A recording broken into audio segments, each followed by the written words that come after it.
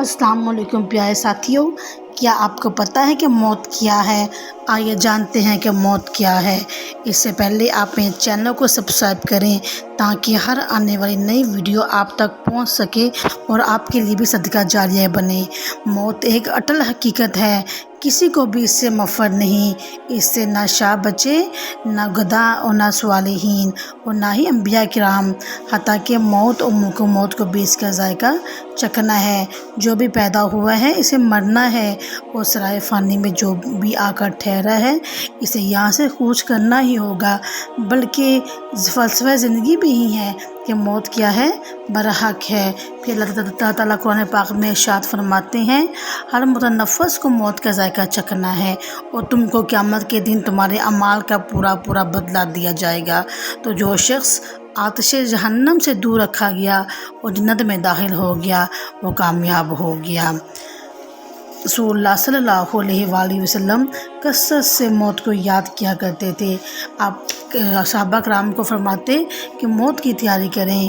عزیزان گرامی، موت نہ بچوں کی کا عمری دیکھتی ہے، نہ والدین کا بڑھاپا، نہ بیوہ کی جوانی، نہ کسی کی خانہ ویرانی دیکھتی ہے، اور نہ ہی کسی کی مجبوری دیکھتی ہے، نہ ہی پریشانی دیکھتی ہے۔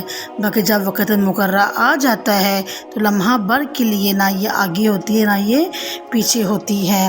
اللہ تعالیٰ قرآن پاک میں ارشاد فرماتی ہیں، ہر ایک امت کے لیے موت کا وقت مقرر ہے، جب وہ آ جاتا ہے تو نہ ایک گھڑی دیر کر سکتے ہیں اور نہ ہی جلدی کر سکتے ہیں۔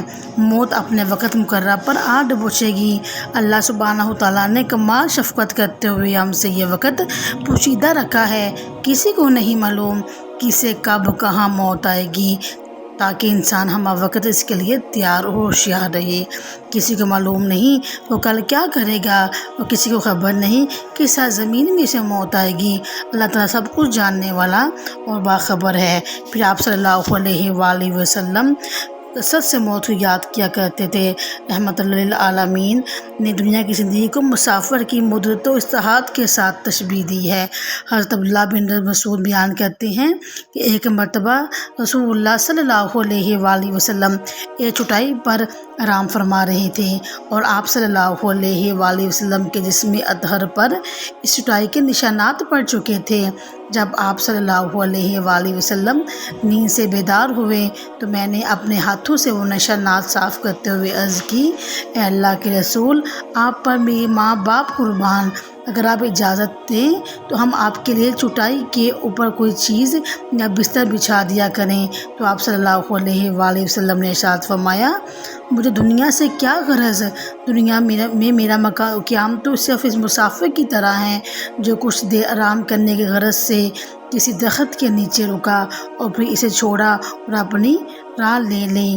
یہ مختصر قیام ہے، کتنا ہے اس کا اندازہ اسی بات سے لگایا جا سکتا ہے کہ قیامت کے دن جب اللہ رب العزت عمر طویل پانے والے سے استفسار کریں گے، پوچھیں گے کہ وہ دنیا میں کتنا عرصہ سکون پذیر رہا، تو اس کا جواب ہوگا ایک دن یا دن کا کچھ حصہ۔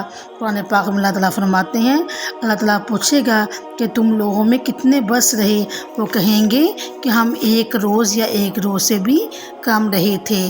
شمار کرنے والوں سے پوچھا جائے گا، میری امت کی اوسط عمریں جو ہیں 60 سے 70 سال تک ہیں، اور بہت کم لوگ اس سے تجاوز کریں گے۔ آپ صلی اللہ علیہ وآلہ وسلم نے فرمایا، 5 چیزوں سے پہلے غنیمت جانو، موت سے پہلے، اپنی زندگی کو، بیماری سے پہلے، اپنی صحت کو، مصروفیت سے پہلے، فراغت کو، بڑھاپے سے پہلے، جوانی کو، اور فقیری سے پہلے امیری کو۔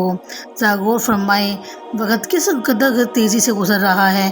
ہم ہر لمحہ بلمحہ موت کی جانب بڑھتے جا رہے ہیں۔ گردش رات کی، گردش دن کی، دیمک کی طرح زندگی کو ہماری کو چاٹ رہی ہے۔ جو دن گزر رہا ہے عمر کو کم کر رہا ہے، اور جو چیز ہر روز کم ہوتی جاتی ہے وہ بالآخر آپ کو پتہ ہے ختم ہو ہی جاتی ہے، اور گزرے لمحات کبھی واپس جو ہے وہ نہیں آیا کرتے۔ اس لیے